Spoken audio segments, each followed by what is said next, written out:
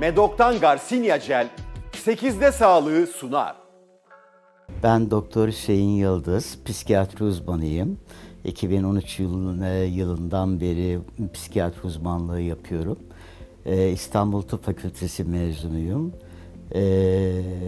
Psikiyatri alanında da özellikle sosyal psikiyatri, sosyal psikoloji konusunda özel bir merakım, özel bir ilgim var. Yani şimdi toplum davranışları, toplumdaki insanların, bireylerin davranışları bana hep anlamamız gereken, yani o davranışların arka planını görmemiz gereken bir fenomen olarak göründü. Hep bunu anlamak istedim ve bunu da anlatmak istiyorum. Yani neden insanlar böyle davranıyor? Örneğin günde yaklaşık olarak 4-5 tane gazete izlerim ben, gazetelere bakarım. O gazetelerin 3. sayfa haberlerinde işte trajikomik haberler yansır. Nasıl yansır? İşte daha 3 gün önce İstanbul'da bir vapurda bir genç, uzun saçlı bir genç işte oturuyor. Arkadan bir adam geliyor. Bir adam yetişkin bir adam geliyor, çakmağını çıkarıyor. Çocuğun uzun saçlarını yakıyor. Çok ilginç bir olay aslında. Şimdi bizim bu olaya dahil olma biçimimiz toplumun bilinçaltı. Yani biliyorsun ki toplumun bir bilinçaltı var. Eğer bugün ben insanları analiz edebiliyorsam, Freud'un bilinç dışı kavramı sayesinde bunu yapıyorum. Eğer bugün toplumların davranış biçimlerini analiz edebiliyorsam, Jung'un kolektif bilinç dışı kavramından yararlanıyorum. Yani bilinç dışı bizim için psikiyatride son derece önemli bir alan.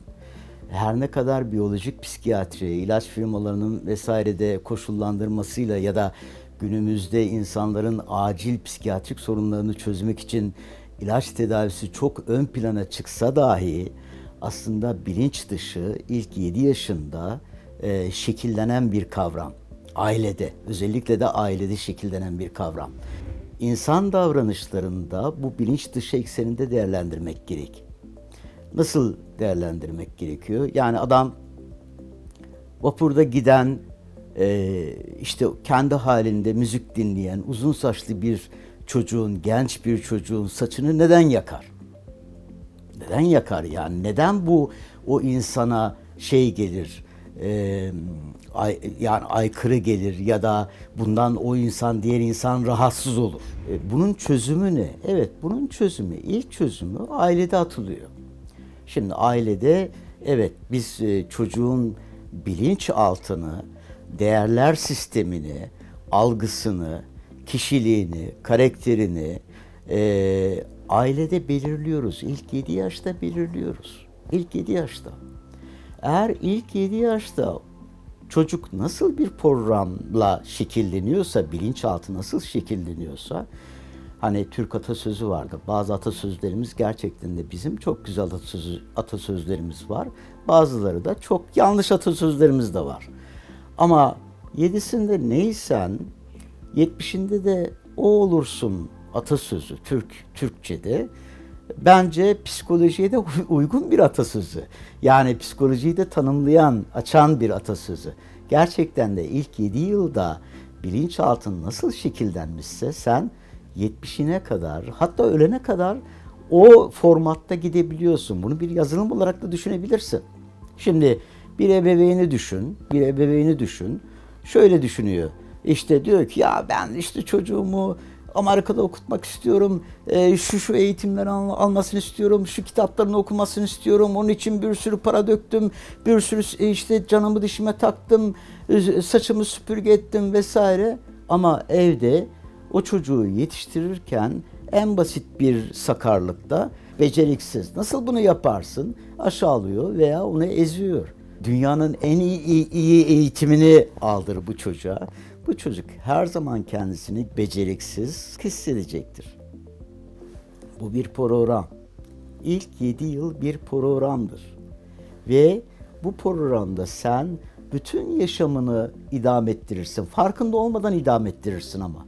Hani psikiyatrinin önemli bir kurucusu var.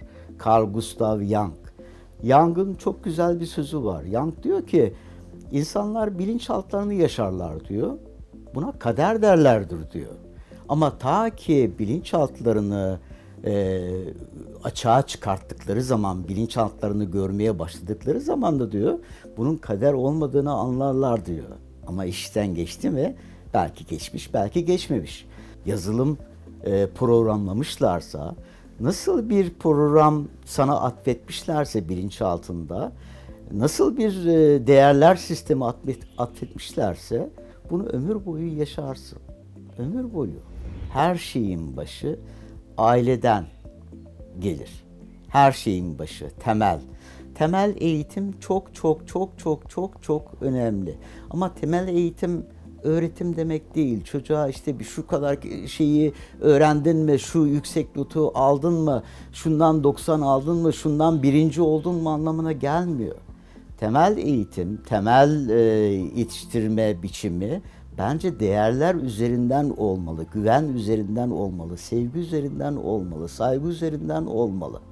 Bunu yapamazsan çökersin toplum olarak. Medok'tan Garcinia Jel 8'de sağlığı sundu.